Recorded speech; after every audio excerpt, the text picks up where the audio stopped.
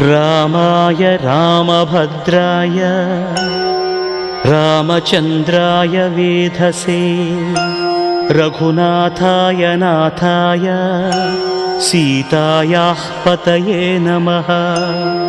श्रीराम राम रघुनन्दन राम राम श्रीराम राम भरताग्रज राम राम श्रीराम राम रणकर्कश राम राम श्रीराम राम शरणं भव राम राम।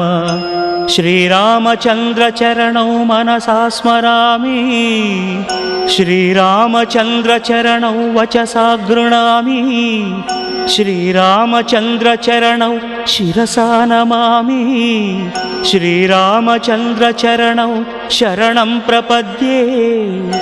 माता रामो मत्पिता रामचन्द्रः